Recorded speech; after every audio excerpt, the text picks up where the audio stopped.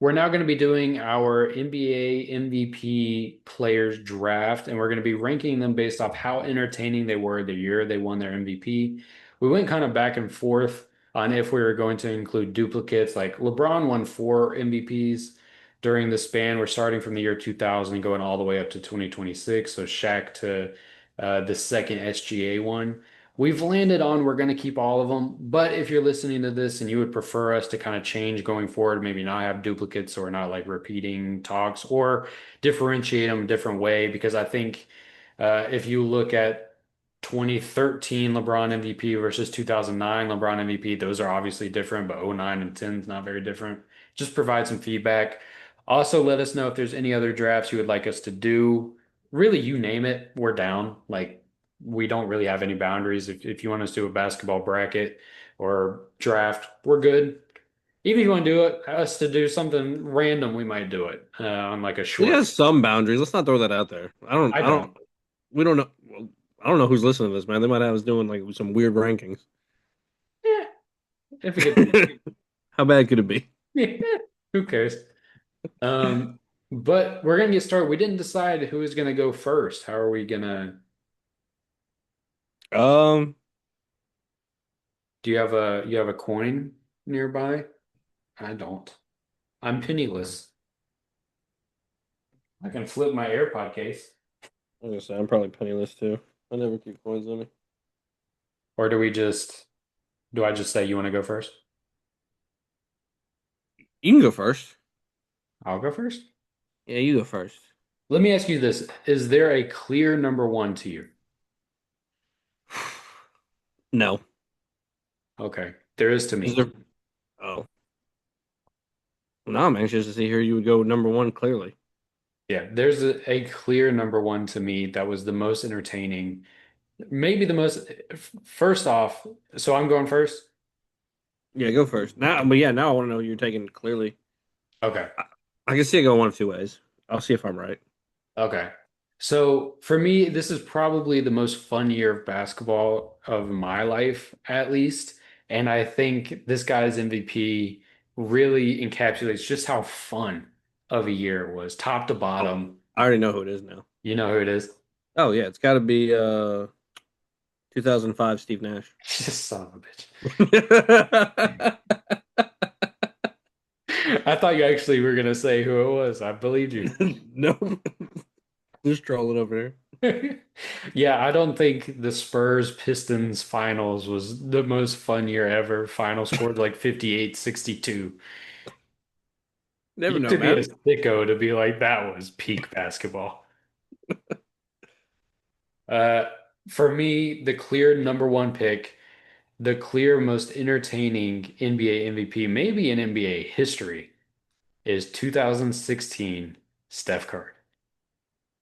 What he Ye- was doing in 2016, shooting like what 44% while taking an ungodly amount of threes, being like the most efficient player like ever on the highest volume, leading his team to 73 wins. It couldn't be more entertaining than that. I'm a LeBron truther over here. I am a LeBron's the GOAT guy. But in 2016, when he hit that shot against the Thunder, bang, bang, I went like running around my house like Steph's the best. I thought it was going to be LeBron, but it's Steph. I was drinking all the Kool-Aid that year. Sign me the hell up for going and reliving 2016 Steph Curry. That's the clear Yeah, number one. When I started making this list, I was like, I know where I'm starting, and from there, I had no idea for number two, but I know what number one's gonna be. I don't blame you. That year was so exciting, and that was one of those years where, when you look back at it, I think even the casual basketball fan, like you had people watching basketball that could not have cared less about basketball before Steph Curry, and now all of a sudden they're like, "Oh shit, this dude's shooting from like anywhere. It doesn't matter. He's just pulling." And so that was, I agree. That was number two on my list, Okay. only because like the one I had number one was just it kind of the same, but not really. And that not I don't know, it's different. But yeah, I agree. That's a good number one. I won't argue it. Nice. I got your seal of approval. Yeah, that was a good one. I kind of forgot, not really forgot, but I was just reading through and I was trying. I took me a minute to figure out where I had number two anyway, but yeah, that makes sense. Are you kind of surprised at all I went with Steph Curry? I know I'm not really known for being a Steph Curry guy. A little bit. I think that shocked me. I was expecting, honestly, a LeBron year, maybe 13, maybe or 12, and then I thought Derrick Rose too, and then either Giannis's first year winning the MVP when he went on that crazy run, or maybe one of Joker's. Those were kind of like the guys that I thought you would pick. Yeah, Curry, that was special. I've said multiple times about different guys in both prospects and in the league today that I said it was like a religious experience. I love basketball. It's provided multiple of those moments to me, and I don't think one person throughout a season has provided more than Steph Curry in 2016. Right? Yeah, it's, there was real talk during those years. I mean, he went back to back those years, but there was real talk of him being the greatest of all time and being better than LeBron. Yeah. And there's some people who would take him over LeBron. Yeah, if there was a guy who broke up LeBron's like 8 year stretch, at least 8 years of being the best player in the world, it would have been Steph Curry in 2016. Like his claim in 2016 was strong. And if they win the championship in 2016 and don't blow the 3-1 lead to LeBron, I think he would have had it. I agree. But then LeBron did what LeBron did, and it wasn't broken up. And he was the best player in the world for at least 8 years, more than likely probably like 10 or 11. Yeah, And whatever. speaking of LeBron, Sean's pick. Yeah, clearly LeBron James. No, I got to go number two for me. It's pretty obvious. I got to go Derrick Rose. That season being the youngest MVP, just for me, it wasn't even just putting the Bulls on his back. He put that entire city on his back for that year. Like there was real talk. That's another guy that people talked about being a possible 1-2 guy in the league and just being crazy good. And that's a season that stuck out to me as just such a good year. Probably a little shocking because you can go a lot of different ways on that one. Yeah, that one I didn't have him quite as high, but I think you look at it narratively and just the energy that he breathed into the city of Chicago. It it was a special time, man. There's a reason why so many people look back on MVP Rose with just the biggest love in their heart. There's nobody who hates Derrick You can't Rose. hate Derrick Rose, man. You can't. It's impossible. Derrick Rose has to be one of the most beloved athletes of all time because I have even when like that MVP race was going on and him leading the Bulls as far as he did, there was never any negative, like real negative talk. Like I mean, he was a bad free throw shooter, bad 3-point shooter, but there was never like real talk of like, oh, we don't like this guy. Like I don't remember that being a thing for him. The closest was when he won the MVP over LeBron, and there was a lot of people who said, "Oh, it should have been LeBron." And when you look at the stats and everything, it is like, yeah, probably should have gone to LeBron. But if you were there for the moment, D Rose was a moment. That was one of those where it was so narrative driven that it was impossible not to start drinking the Kool-Aid, where even the most diehard LeBron James fan in 2011 was like, yeah, it should have been LeBron, but if it was not going to be LeBron, I'm glad it was Derrick Rose. Like, it was undeniable. Yeah, it was exciting. Loved it. Speaking of LeBron, with the third pick, give me 2013 LeBron James. This was the year, this was the peak of his talent, I think, where we saw he was 6'8", like 260. This is when he was the fastest guy on the court, the strongest guy on the court, most athletic, and he was shooting 40% from three. He was just the best. Like this is to me 2018 LeBron is peak LeBron. That's the best player I've ever seen in my lifetime is 2018 LeBron. But 2013 LeBron during the regular season was just unstoppable. He was killing dudes. It was also the year that they went on that crazy streak for the Heatles and He was the best defensive player in the league too. He should have won Defensive Player of the Year in 2013 as well. Yeah, that 2013 LeBron is just incredible. Such a fun time, especially as a Heat fan. I know that carries a lot of weight here. Yeah, You hate that pick? I don't really care about LeBron. Am I going to have all four LeBron MVPs on my board? Probably. I don't have a LeBron MVP pick until outside of the top 10. Yeah, I'm gonna have all of them. I'm surprised you don't have like one of the early Cavs ones. I feel like you would have liked LeBron before the Heat move. Like 09, 10. I feel like everybody liked LeBron. Or he had a way higher approval rate around like 2009. Yeah, dude. I was a LeBron fan back then. From like '03 to '09, I was a LeBron James fan, I think. Like And I think I his made it. bounce in like 09 in that range, his just straight up bounce Yeah. alone was so fun to watch because like every dunk he had was like here. He was looking down into the rim. It was fun. Just had to go to Miami. If he wouldn't have went anywhere else, I probably would have liked him. Like New York or Chicago. Oh, definitely Chicago. Honestly, I don't know why he didn't come be a Hornet. Should have been a New Orleans Hornet. It would have been great.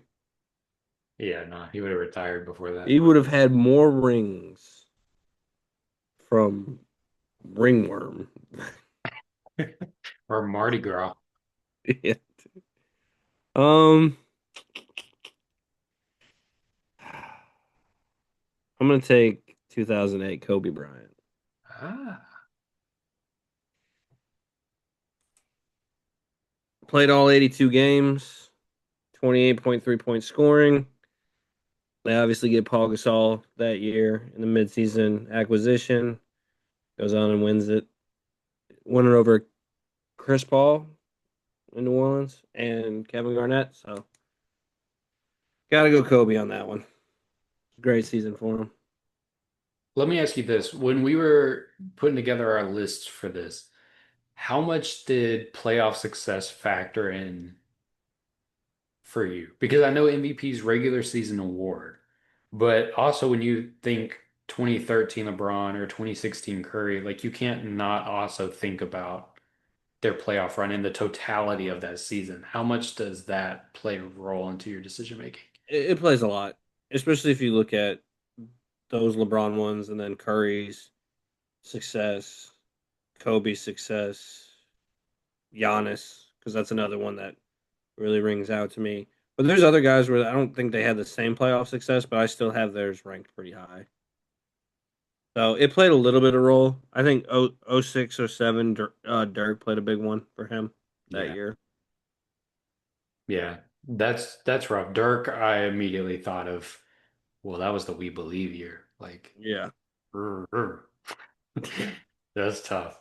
Can't really take too much into account. And you can't take too much away from him on that, but at the same time, man, you get bounced in the playoffs that early. That's a tough look. I tried to weigh it where it doesn't hurt them if they don't have a great playoffs, but if they have a great playoffs, it does benefit. That's kind of how I tried to view it. Yeah, But I will say when it came to Kobe's in 2008, the reason why I asked this, I see '08 Kobe and I can't help but think about how bad he was in the finals against the Celtics in '08. Like I can't separate the two in my mind. And I think it's because how much I hate Boston. It's like, but bro, yeah, he was rough. It was a rough look. it was a bad year. It was a bad finals, but But then there's also like the 2011 Rose who just took he didn't make the finals and I'm not knocking him for that. So mm, like, I don't know. there's some where it's just like for the Derrick Rose one and the Giannis one. I know he won the championship, but let's see. There's somebody else I was looking Giannis at. didn't win the ring on the years that he won MVP. It was the 2 years prior. It was the 2 years prior. Yeah. Okay, so that makes me feel a little bit better then. So 1920 or for the 20 season for Giannis, that one stood out to me, even though didn't get the finals, but still. Yeah. All right. Yeah, but a Kobe MVP is always going to be high on a list like this. Yeah, I don't want the Kobe stains coming at us, dude. Smart. We've had enough right now. We were defending Kobe in the comments. Yeah, which is I'm a Kobe fan post career. I wasn't like a big Kobe guy when he was playing. So like Oh, I was a Kobe hater when he was playing. As a I D wasn't a Wade hater. guy, as a D Wade guy, don't tell me nothing about Kobe. I don't want to hear about Kobe. Team Max still would have Yeah, you were a T-Mac guy, so you had your own side to it too. been I'm delusional. Hey, I even had my Brandon Roy moments. Like Hey, he used to torch Kobe. he'll never be a Team Mac, but yeah, he's all right. Yeah. All right, I'm going to take 2024 Nikola Jokic. And this is where, so like when I was separating the Jokic seasons in my mind, this is the one where the playoffs played a big role because I immediately, 2024 Jokic, I remember the playoff run and him winning the championship. So, but Jokic may be the best offensive player of all time. I mean, just a freak, scoring at every level. What's crazy about it is the 23 season is actually when he's the most like dominant offensively during that like 2021 to 2024 span, and Embiid won it that year. Because people forget in 2023, Jokic was shooting like 63% from the field. He's disgusting. But yeah, like 2K simulation stuff. But yeah, Jokic in 24, he was just an offensive monster and he had very good like defensive analytic stats. Like, yeah, I had to take him really high. And if I was gonna pick one Jokic here to kick it off, I'm gonna go 2024. That was really where it was like, okay, he's not just the best player in the world, he's one of the best players of all time. Yeah. I feel good. I got 2016 Curry, 2013 LeBron, and 2024 Jokic. I don't know if they're more entertaining, but if we're playing a pickup game, I'm dominating this one. Yeah, probably, especially if I'm about to pick up. Oh God. It's not that bad, dude. It's not, this is okay. It's not, It's not like worst case scenario. It's a little bit better than that. it's not an MVP from the land of Canada, is it? No, definitely not. You have It's four options for that one. yeah, shocking. Give me 2001 Allen Iverson. Give me AI. I like it. Saw that man drag a dead carcass of a Sixers team to the finals. And that is one where playoffs play an absolute massive role for that. But dude just played out of his mind that season. I mean, played himself basically into being a franchise player. Like that whole season pretty much put a wrap for it for Philly. Like this is what we're gonna do. We're gonna be Allen Iverson for the rest of the time. And then having the impact he had not only on the court but like off the court too. Like everybody wanted to be Allen Iverson. Yeah. Uh, that's one of those where that season carries so much weight in their career. He's basically a Hall of Fame player based off of that career alone or that season alone. Like no one else needed to see anything else. They're like, holy shit. Like this is it. This dude's barely 6 foot and he's absolutely dominating the league. Like, go ahead. Yeah. Like, He just beat the Lakers in the finals. dude, if he would have beat the Lakers in the finals, you know how crazy that would have been? He Like if stepped they over actually had Ty won the Lue. series. I was, I was playing like a youth basketball game and I did that to one of my friends in game, hit a three, got to step over him, and I was like, this feels awesome. I could live on this moment for the rest of my life. Yeah. Well, he's gonna live it every time you see him. Yeah, dude. Remember the time I stepped over you and hit that three? Don't I forget. do, bitch. All right. I like that one. Slightly before my time, you old head. Unk. Figured I was probably gonna have to take all the old ones. Yeah. Well, I'll one up you here, and I will take 2000 Shaq. It's a good pick. It's a good pick. Great year for Shaq. Man, Insane. dominance. If you want to talk about like just pulling up a highlight reel and just kicking back and drinking your favorite drink, whatever that may be, and I'm gonna have a good time, watch highlights tonight. 2000 Shaq is a good one to pull up. Just what he was doing, just manhandling dudes. He was manhandling dudes that were weighing like 280 pounds. You would have thought they were a feather compared to what Shaq was doing to them. 2000 Shaq is maybe the most dominant player on this list. I'm looking.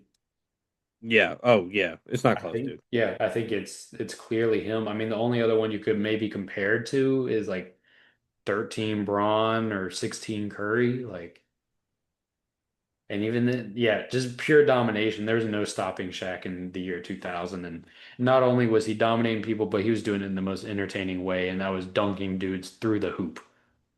Yeah. I'm not even going to try to argue that one. That was great. I almost took him over Jokic last round, but All right. I'm going to surprise you, mainly because I said I wasn't going to. But I had this one about here, so I'm okay with taking it. 2009, LeBron James. Give me LeBron.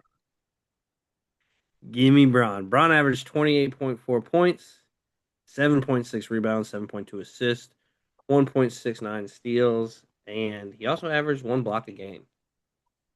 Dude was awesome then. If he could have won there in Cleveland during that time, he might he might be the most beloved basketball player of all time. Like if he could have figured out if Cleveland could have figured out a way to really build around him and give him a real chance to win a finals in those early years, and maybe he never goes to Miami, or if he does, he still fulfills the promise of winning them a championship that early and having that. Like I don't know if you have the same backlash when he leaves if he had won a championship there. Like okay, like he fulfilled the promise. Like we'll take that. We'll take our one ring. We don't have a ring anyway. This is great. You actually win that ring, and it's if he stays in Cleveland, he's over Jordan just because of like the feeling about it. Like it's just been so big. the thing about 2009 LeBron, that was going to be my next pick, by the way. So, the thing about 2009 LeBron, what adds to what that one means, that was the very peak of LeBron being our guy as an NBA fan. Because right when they lost to the Magic in 2009, when the league was setting up for Lakers Cavs NBA Finals, Kobe, LeBron, and there were commercials about it. There were the puppets. It was all this. We're going to Yep. have Kobe versus LeBron in the NBA Finals. Who's going to be the best? And it was building up. It was like Magic versus Jordan in 1991, Larry versus Magic, and we're going to have Kobe, LeBron. And then the Cavs lose to the Magic. And right after that moment, it was forever like this LeBron guy is not on Kobe's level. It shifted. And then 2010, they underachieve in comparison to 2009. And then the decision happens. And we never re-reached that peak of LeBron love from basketball fans. Yep. So I think 2009 LeBron it's deservingly in the top 10.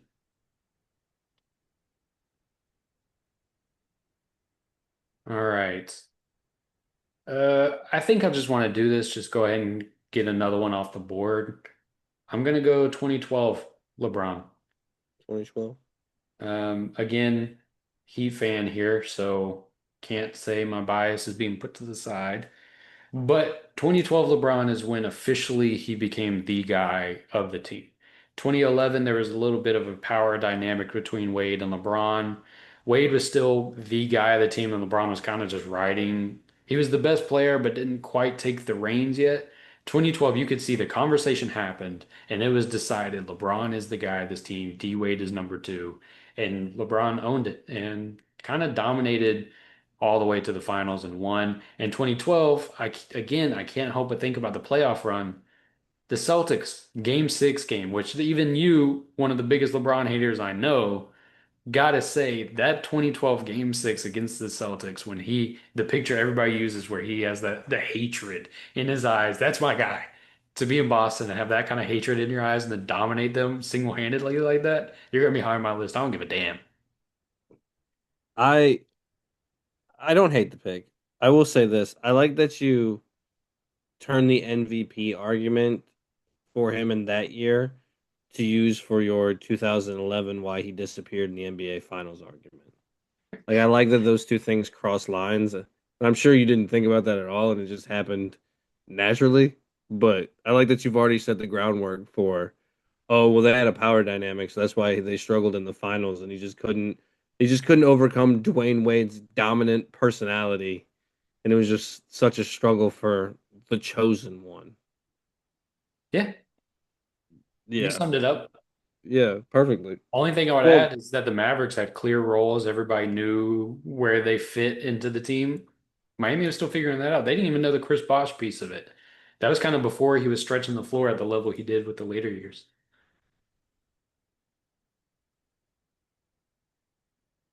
Shout out, Go James. not the goat, baby goat. If it looked like a goat, sound like a goat, act like a goat, that's a damn goat.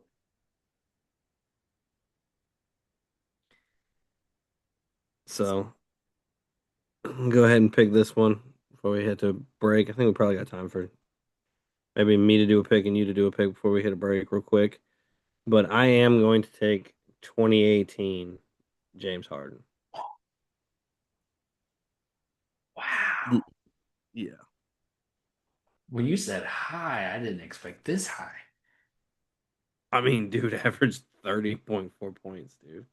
Dude, so I hate James Harden, and I even hate that season of James Harden. Like, I could not stand watching him play basketball, but from a pure entertainment aspect of it, there was no way. If there was a James Harden game on, I wasn't going to miss the game. I was just curious to see what he was going to do, how he was going to do it, how he was going to get to his spots, because I always thought like the league would figure it out quicker than they did and stop him.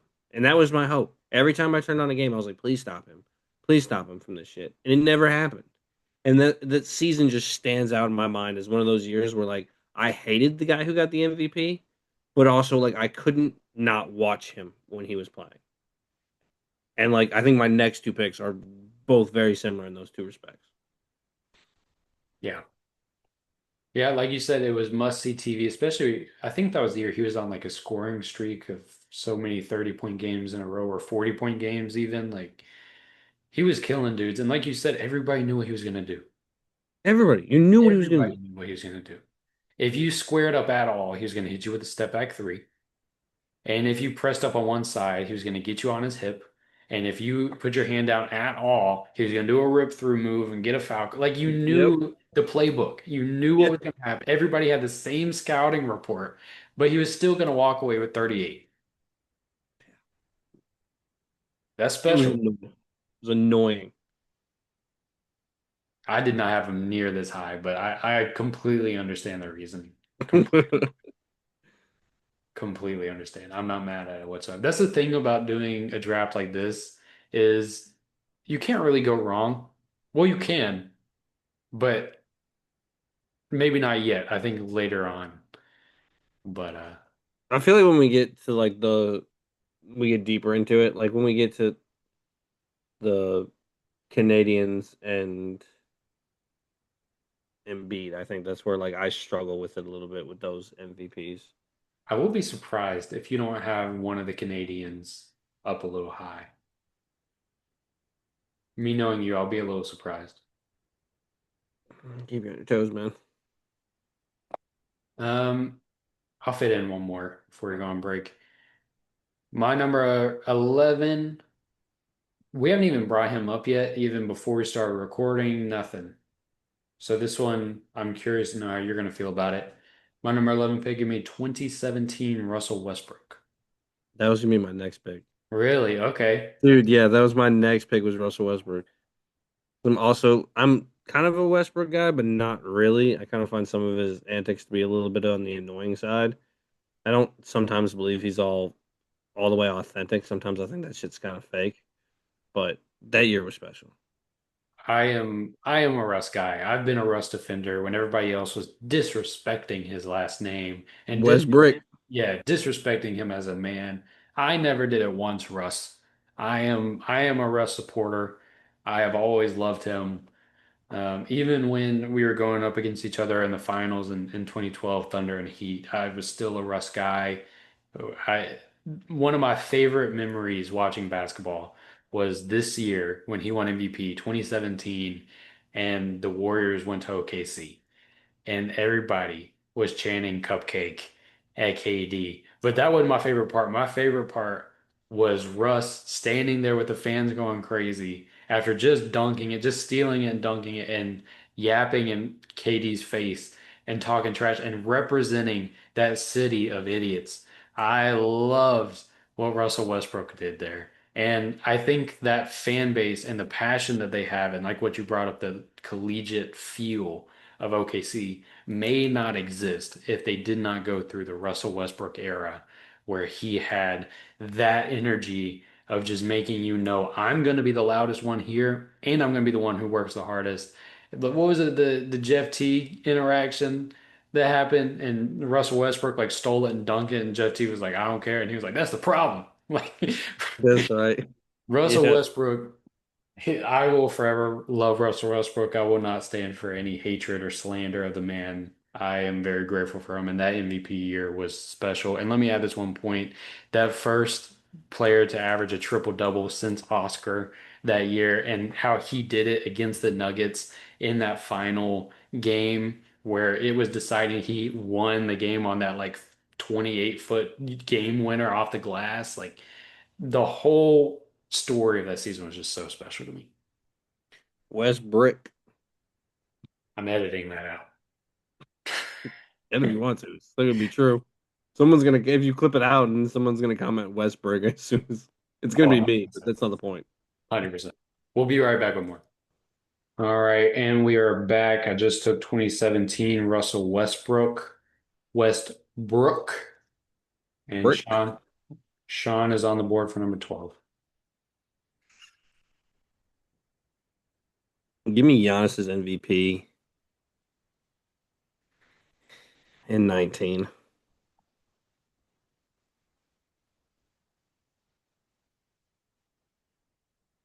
Just that first one, that like breakout Giannis. Yeah, that he's another one too, kind of like in the D Rose sense, where when he came on as that year when he won his first MVP and it was his breakout season, you sat there and you were like, all right, is is this gonna be the league now? This is what we're moving towards? This is awesome. I love this.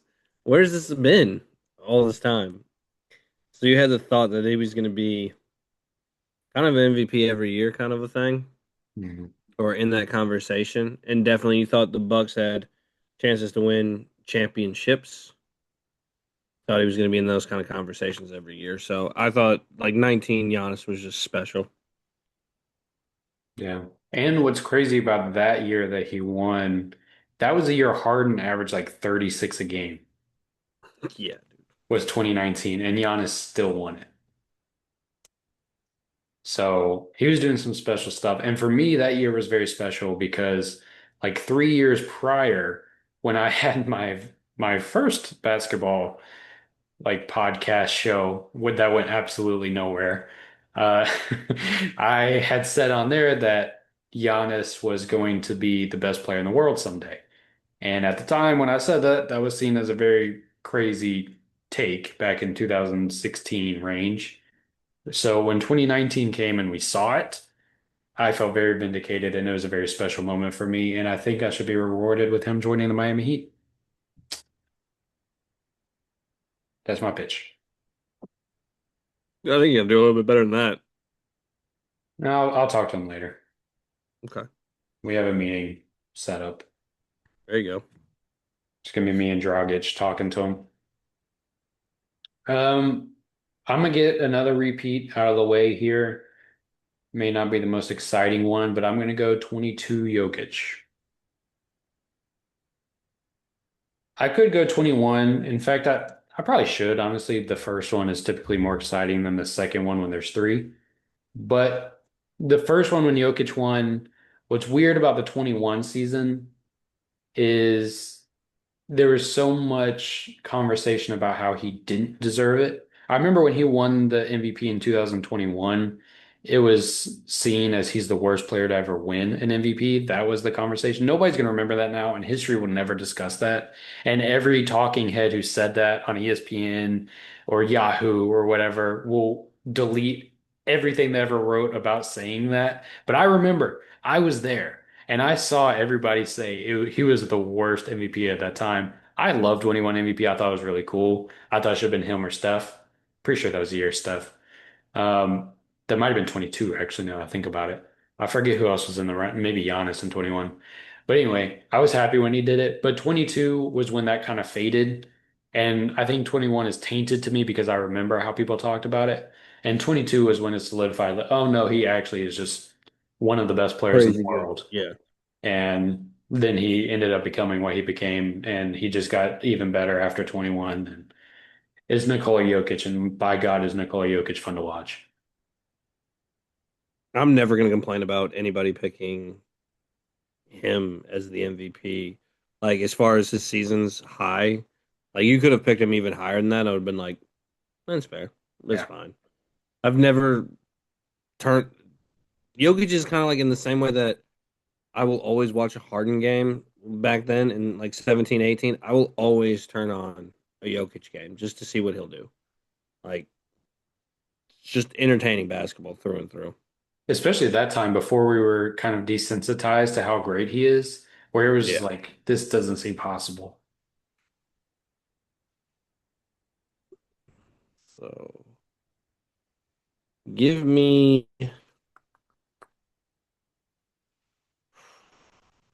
Can I say something real I feel quick? like I think there's an obvious one. I think there's one that's obvious that we haven't said yet that needs to be said right now. And I kind of feel like maybe I should have taken it before Jokic just now. And I kind of forgot. I'm between two. I really want to take 0304 Kevin Garnett, but I also want to take Kevin Durant's MVP. And that's obviously not who you were thinking of. Those are, I'm gonna say this, whoever you take of that one, I'm taking the other one next. Give me because I've been leaning towards it for like three picks now, honestly. Give me 0304 Kevin Garnett. Yeah, that's the one I Man was averaged man averaged a double double, brought back like Minnesota basketball was back that year. There was a legit hope in Minnesota that they could beat the Lakers and move on to the NBA Finals, but didn't happen that way, sadly. But Kevin Garnett, man, incredible year. I think he averaged like 5 blocks, had 5 or 6 assists, but then averaged 24 and like 12 for that year. Just an absolute insane year, especially when pace was slower. It kind of makes you wonder how Kevin Garnett would do in today's game. Now, probably Kevin Garnett would come out and say he'd average 60 because that's what all the old heads come out and say, but it does make you kind of wonder because their games would change based on pace and style and how they grow up too, which no one ever seems to factor in when you put somebody in a different era. yeah. I don't know about 5 blocks a game, but I know he led his team in every stat that year. Yeah, it's probably like 2 blocks a game. I was probably Yeah. exaggerating that. So similar to the 19 Giannis, like I'm pretty sure he did it that year. Yeah. KG dominated. I mean, everything. And you said that's when Minnesota basketball is back. Yeah, for the first time since the Minneapolis Lakers. Like Yeah. Minnesota basketball mattered. For the first time, it wasn't about Minnesota Gopher hockey. Let's go check out this big ticket guy in Minnesota. I hear there's a basketball team. Their jerseys were great. The vibe of that whole team was great. And I think that was the year, let me try not to embarrass myself here off memory. Was it Sam Cassell in '04 before they played the Lakers? He did something. I'm pretty sure it's Sam Cassell. Did something that everybody on the team was got very upset with because he got hurt or something doing it. And they believed that they would beat the Lakers if he didn't get hurt or something to that effect. There's a story attached to Something, yeah, Sam something in the wrong Cassell. effect. I think it was Sam Cassell. That sounds right. Even they had some guys who weren't really all the way committed, like Sprewell kind of stuff. Yeah. And they overachieved with what they have. But if you're listening and you know the story about what happened, I'm pretty sure Sam Cassell let me know. Although I will probably research it as soon as we get off because it's bothering me now that I can't remember exactly, but still let me know. I'd like to talk about it. Yeah, so I'm gonna do what I said, and I'm gonna take 2014 Kevin Durant. Fair. I still really liked KD at this point. It had the "You the Real MVP" speech, which is just kind of the best moment in NBA MVP history, right? Just that moment in and of itself ruled. But he was extremely efficient that year. I think he was 1 year removed from a 50-40-90 season, and he was just a bucket. That was also the year that it was between him and Carmelo for scoring title. Wasn't that the year? That might have been the year prior. That might have been 13, actually. I might be mixing the two. But that was when that was a thing. Like every year it was him versus Carmelo, and LeBron was like third, chasing them. And Kobe was like right around there towards the tail end of his career. And just back when the scoring title was like a conversation every week on ESPN of like who's going to score more points this week. And it was always KD. But yeah, he was a buck at that time, and it was hard not to rally around him. Yeah, I love that season. I was a big KD fan back then too, from like 12 on. Because I Yeah. liked him when he was at Texas too. So like that whole situation. So I was an OKC fan for a little bit. They were hard not to love. That was before Yeah. the entitlement set in with OKC, and it was like, we're happy to be here. Yeah, they were such a lovable team back then. You loved the whole team. Yeah.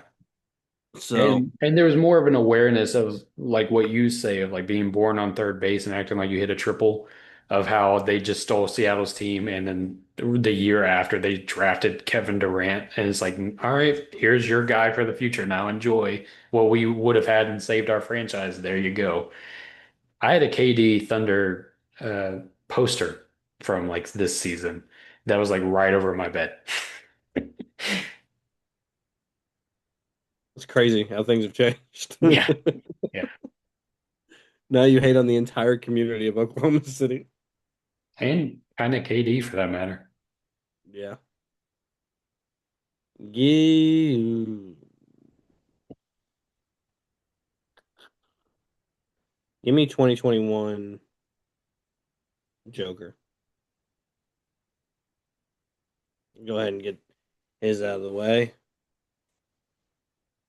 I know you said hit that season a little bit tainted for you. It is to me. I do agree with that. I don't feel as strongly about it as you, but I definitely. But that season was so crazy, man. Every time he's another one that I'm picking that was absolutely blockbuster type season. You're just watching it just to watch to see what he would do every time. The way he passes the ball, the way he rebounds, he did everything. Mhm. Yeah, you were watching for the passes alone Yeah, that year. his vision is insane. And at that point, there was still like a little gimmicky thing attached to it, where it's like, hey, there's this chubby guy who's really good at basketball. He's probably going to win MVP. Yes, yes, Well, in the spirit of marking off the final duplicate, I'm going to take 2010 LeBron. fair. That's shocking. I thought you were going to take 2005 Steve Nash. I'm trying to see in a world where if I just don't take them for a long enough time, it forces you to take them. I have a bad. Yeah. Well, yeah. Just to force you to say nice things about Steve Nash for a minute and a half. Yeah. It's funny too. What's funny about this to me is that anybody watching this, if they're to this point, they have no knowledge of how I feel about Steve Nash. There's Yeah. zero knowledge. If we had a following who had learned about our styles and the players that we love and stuff, I feel like this would be very entertaining to them because they know that there are two Steve Nashes on the board that have to be taken. Like, And I'm making you take him. I'm making you take him. I'm picking everybody else. I'm gonna pick a player like I absolutely hate, like Joel Embiid, just to fuck with you. yeah. And yeah. Is 2010 LeBron MVP one of I don't want to say like the least special, but the most like I think you got so used to like what he could do on the floor where you were like, yeah, I mean he's MVP, and you just kind of like move on from that one. Yeah, I feel like it was really, if nobody else kind of pops out of nowhere and just really becomes a story, we're giving it to LeBron just because like we have to. Somebody else has to take it. And I think that was the same the next year, and then D Rose happened.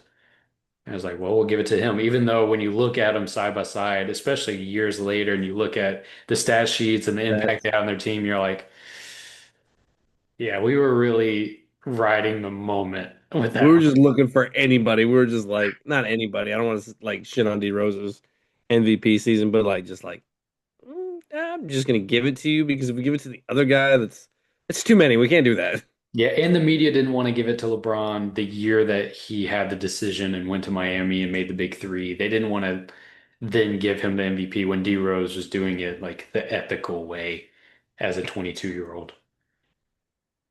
The ethical way. Oh man, uh, give me, give me 2002 Tim Duncan. Wow. Wow, Okay. you not a Tim Duncan fan? Big Tim Duncan fan. Just entertaining, I don't know, is the word I would have used. You gotta be an ethical hoops fan to really appreciate Tim Duncan. If you went, Particularly in the era when it was like 60-point game finishes. A high scoring game was like 79 to 81, don't hate on him, man. Come on now. He averaged 25 and 12 that year. which is bananas when you factor in the pace and how few points it were. That's like if somebody averaged like 40 something today just off pure percentages. That is one of those things. Hit that year too was kind of based on how he did in the playoffs. Like I know they didn't go to the finals, but he did average 27.6 in the finals, or not in the finals, in the playoffs, and just like I think 14 rebounds. They got eliminated by the Lakers, but that was back when getting eliminated by the Lakers, you make it to the Western Conference Finals against the Lakers. Then it's kind of a win against. That's another season too where it was kind of the championship was out west. Like it was Spurs Lakers was the championship. It wasn't Lakers. I think they probably played in 2002. That was the Nets. Kings year. The King. Would have been not the Kings Oh, two was the Kings. in the Western Conference Finals. Yeah, that was the year Or the the Kings got semifinals. I got screwed. semifinals. Yeah, that's right. That's right. Yeah, it You're was right. Lakers first semifinals. That's right. But it was a feeling of like one of those three teams were the champions, and that was it. Yeah. And it should have been the Kings. Should have been the most pro Sacramento thing we'll say, Oh, and 100%. that We was will unite that on that team. Page man. Page. Would that have been Bibby in 2000? Wouldn't it have been Yeah, it was Bibby in '02, Bibby in '02? Christie, Stojakovic, Weber, Divac, Bobby. Lottie. Turkoglu was a youngin on the team. Yep. I Turkoglu was think a pup back then.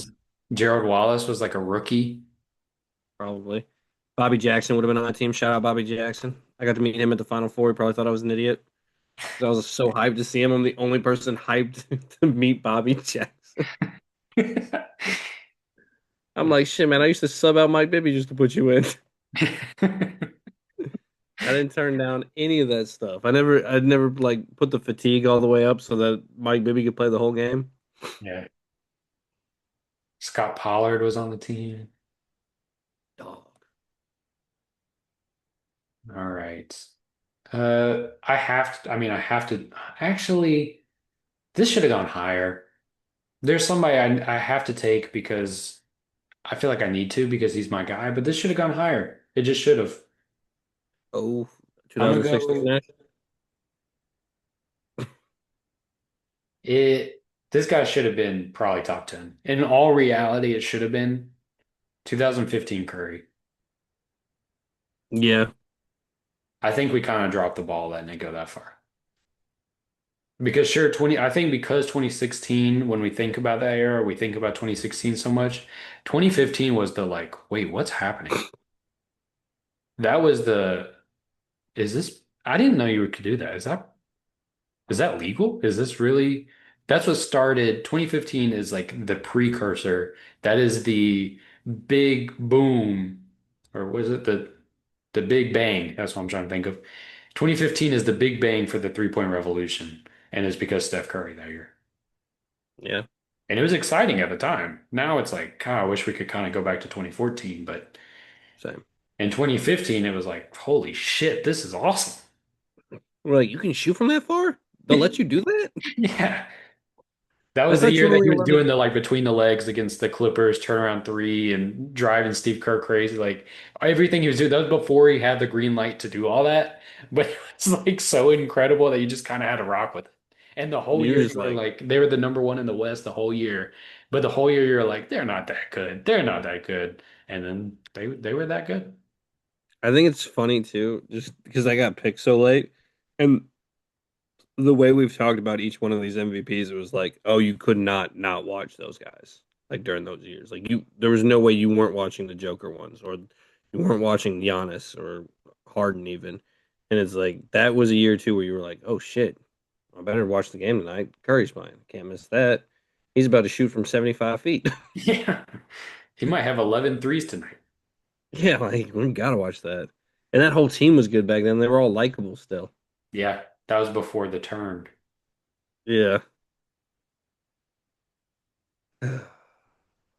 Looking back, I probably would have taken him before 2012 LeBron, after 2000 Shaq. Yeah, that's fair. Probably should have taken him over the Harden one, but the Harden one I still find an interesting year anyway. Just the fact that no one was able to stop that bullshit. Yeah. The hard one's weird too because he was like top two in MVP finishing for like 4 or 5 years in a row. And the one he won in 2018 was like arguably not even his best version. Like he kind of 2019 was really peak, but 2018 was the year they won like 64 games or whatever it was, 65. So they were like, yeah, we'll give it to him. I You're guess if we have to give it to him, we'll give it to him. MVP. Oh man, we're getting down to the gritty MVPs. I want to give me Giannis's. Give me Giannis, mainly because it forces you to pick between some interesting people for the rest of the ones that are left.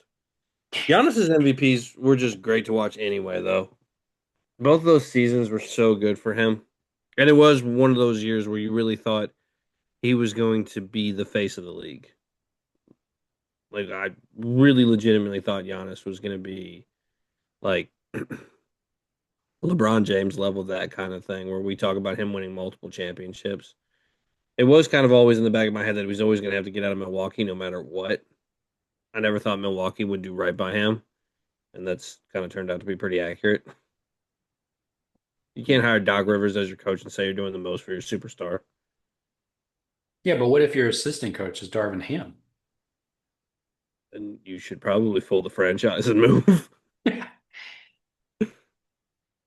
there's I say also that, that year's weird because that's the COVID year.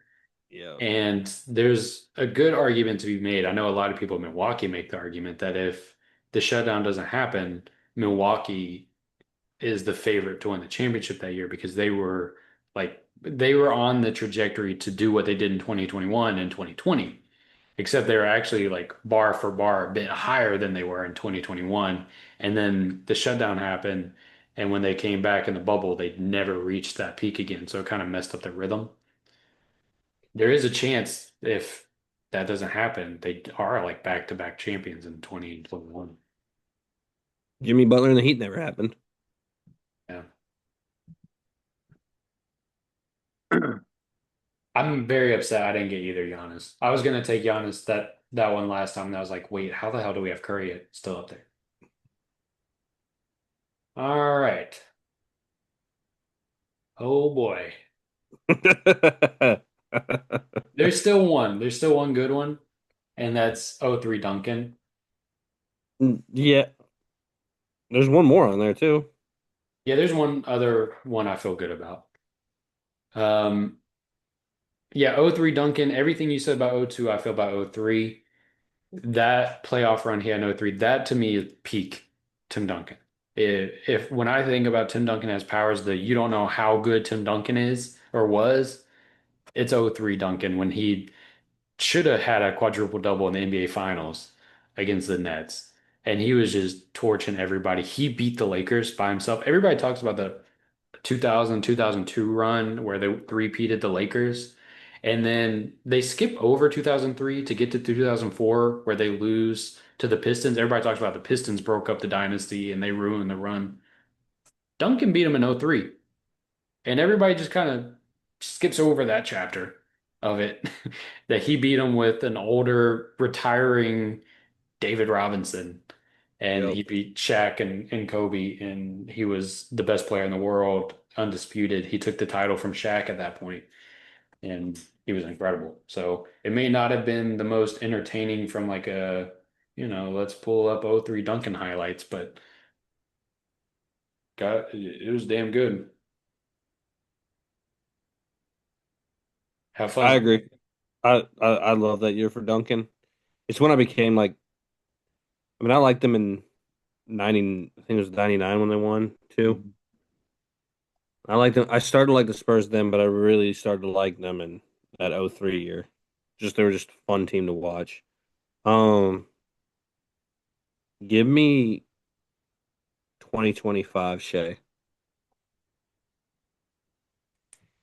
I know Oklahoma City fans, if you're listening, I'm sure y'all would have picked him that MVP, probably one overall. Maybe some of the more nostalgic ones would have taken KD's or Westbrook's, maybe. Was KD's? Yeah, KD's was on Oklahoma City. Um, Crazy year for Shea. It's really set up him as to be where he is right now. You know, two-time MVP. But dude, that is one of the years too where like I guess the foul baiting probably didn't bother me as much because I don't think I watched as much NBA last year as like I did this year. So like that sort of stuff wasn't bothering me, and this year it's really picked up a lot of heat. So I really actually got to kind of enjoy his game, and he has when he's not pulling a bunch of shit, his game is very enjoyable to watch. The way he's able to get to his spot at will and just like the guy doesn't miss most of the time. Like he's such a good shooter. Yeah, that was gonna be my next pick too. There were less of the antics then. Yeah. They still existed, but and there was also he was still kind of the underdog at that point, hadn't won, so you always root for the underdog, and once they win, it's like, okay, now I feel like carry yourself like a champion, and he never really kind of took that turn. Even though he is a champion, like undisputed, he's a champion and a dominant one if Tyrese Halliburton doesn't get hurt, but um that would have been my next one. And now I'm not having fun anymore.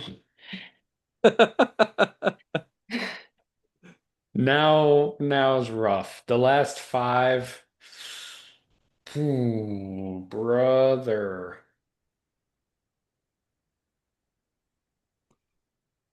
Hmm. I feel like there's an obvious one. I think so too, but I'm trying to decide. Yeah, I'll go with it. I'll go '07 Dirk. I'll take the guy who got very much so famously beaten in the first round by the We Believe Warriors, but it's still a Dirk MVP, and that's still special and still Oh, so something that we're we glad believe, happened. yeah, that we believe team was just they just caught fire at the right time. It's just one of the weird ones. It's they gave it to him in '07, and it's kind of like a makeup one because he took that Mavs team to the finals the year before, and they're like, "Yeah, we're a year late to it, but here you go. I know we gave one to your old teammate. We gave his second one before giving you one, and it's like, yeah, maybe we owe you one." And then they gave it to him, and then they get upset. But it's still a Dirk MVP, and a Dirk MVP is pretty cool. That was the year they had the crazy winning streak, though, wasn't it? Yeah, they were like 66 and 16 that year. Yeah, it Like was they something were, stupid. yeah. And then they lost to the Warriors. Yeah, that's right. I Who's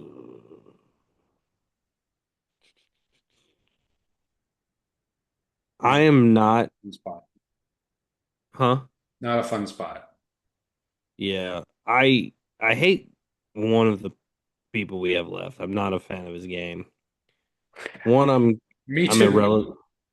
One, I'm irrelevant towards his game, and the other one, I've started to hate his game, I guess, or hate his antics. But give me 2005 Steve Nash. I couldn't let him go all the way down that far, dude. I still don't think he deserved it, and I don't really have anything good to say. I just hate Joel Embiid more than I hate Steve Nash, to be honest, at this point. Sorry, dude. I can't sit there and say the things I say about Shea and then just be like Joel Embiid's like pretty solid. Like I just can't do that. It just seems so fucking backhanded to be like, yeah, fuck that guy for all his antics. That other guy who has antics, I'm cool with. Like we're good. Well, if you ask the comments, that's all we do. So Yeah, facts. I'll be real with you, man. I'm surprised you don't have '05 Nash higher. Like I kind mean, of before you took '02 Duncan, I thought you were going to take '05 Nash. it's probably one of the more exciting years because that's when he went to the Phoenix Suns and they were really pushing the pace with 7 seconds or less. So I do like that style of offense. I just his MVPs to me just seem like we didn't want to give it to Kobe MVPs. Like that's every time I see his name in the MVP list and like where they're at, I'm just like, nah, he just didn't want to give it to Kobe. I'm so glad you took him. On that note, give me 2026 SGA, man. Congratulations to the back-to-back MVP. Just really the best player of our lifetime. After hearing you have to talk about Steve Nash winning an MVP, it makes me like, you know what, SGA's not that bad. Maybe I do like SGA. He's actually, I will sign up for many more moons of this. I Yeah, won't. SGA, he's a beast. One thing I will say, I would have taken 25 SGA over 26 because I wasn't quite over it yet. There was still like a little bit like, oh, they're still young, like they're figuring everything out. The thing about 2026 Shea is he's just way better than last year. He was already awesome last year, but this year Shea is way better. He's got so many more moves. He can shoot consistently from deep. I mean, he's a complete scorer now, where last year he still had some holes. You want that like step back three that he has in his game now, that's the shot you begged him to take last year. And now he's one of the most efficient in the league at that. And yeah, he's a fun watch if you ignore about 15% of his game. Not too I bad. agree. No, 15% is not terrible. I was definitely not taking either of these next two options. Next. Yeah, I'm not terribly thrilled about taking the option I'm going to take. I am going to take Embiid because I want to force you to say nice things about Steve Nash just to be an asshole. I mean, I think that season thing I read down, he averaged, I mean, he won the scoring title, 33 points a game during that year. It's a crazy run, but it's really all I got on And that's out the mud with Tony Allen. And that. So, Logan, who's your pick? and on that note, we'd like to thank you for watching. This is on a stream with Logan and Sean. Yeah, Say man. his, say his name. I can't, man. If I wasn't the one recording the video on here, I was literally like, what if I just left the You call? just got up and leave and just like let the timer run out and you just hit me with the text. I'm not saying it. Yeah. I was just gonna leave the call. But I was like, but then I wouldn't get Sean's reaction. You're wrong for that. I thought about being a good friend and picking him again, but I picked him once for you. I wasn't going to do it again. For the record, though, I will say object like completely 100% objectively. Let me take Nash out of the equation because I can't factor him in objectively. 2023 Embiid is the worst. And a large part of it is him, but another large part of it was the conversation around the MVP that year. was the worst of my life. That was the year that you were racist if you didn't vote for Embiid, and that Jokic was like the golden child who could do no wrong. And then there was like Steph Curry on the outside. Like there was so much attached to the 2023 race that it was every day, like it became a political conversation. If you said Jokic was better than Embiid, like you were placing yourself on the wrong side of history, so to speak. And if you said Embiid was better than Jokic, then you don't know ball. And that was like the whole conversation. And it was the worst. I didn't even talk about MVP that year to anybody. I refused to because I was like, this sucks. It's not I fun. think I'll be honest, I think the 22-23 season is when I got exhausted with the NBA and just couldn't watch it anymore because of that exact point.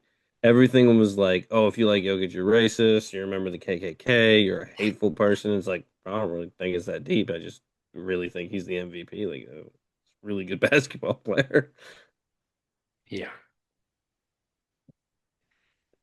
Yeah, Oh so five. that was fun.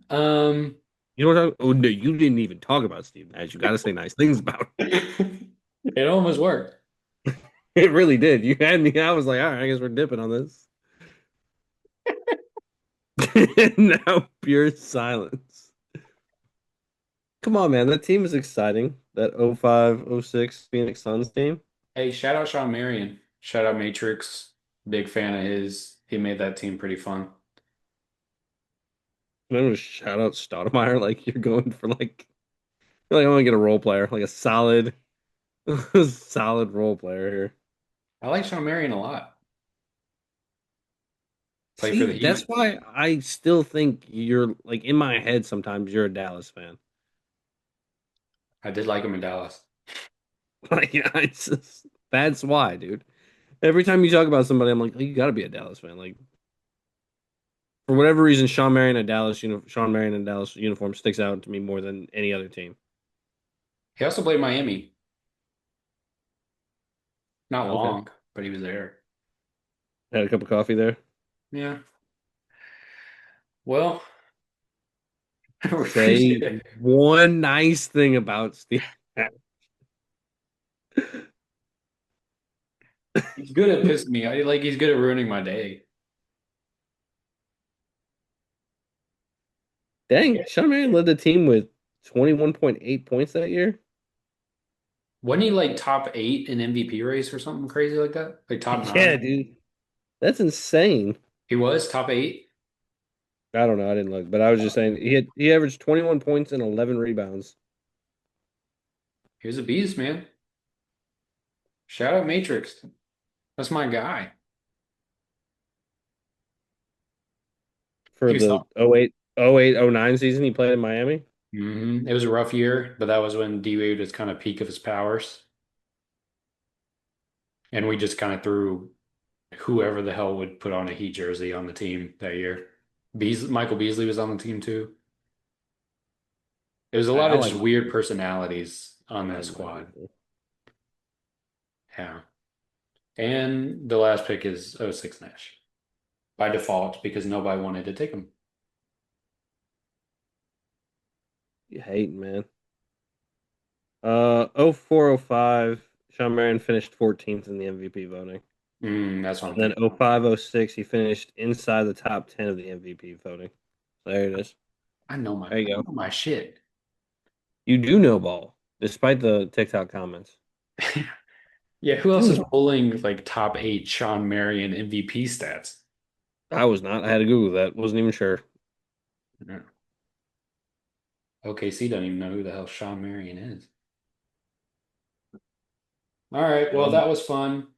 Um, thank y'all for watching. Let us know if there's any other drafts you want us to do, preferably ones that don't have anything to do with Steve Nash, so we can have more fun. Because this we was could do. fun for a We could bit. draft Steve Nash's best seasons. What was your favorite Steve Nash memory? Was it hair flip? 2021 Nets. Yikes! That's you're wrong for that. That's fucked up. Like that's That offseason was awesome. yeah, it was though. I was kind of shocked you didn't say when he like busted his face in that Western Conference Finals against the Lakers. Like I would have assumed that would have been your other favorite time for Steve Nash. Oh, when Robert Horry hip checked him into the scorer's table, Yeah, and dude. then the Spurs won the series because of it, because Amari cleared the bench. That's why I'm a Spurs Yeah. fan.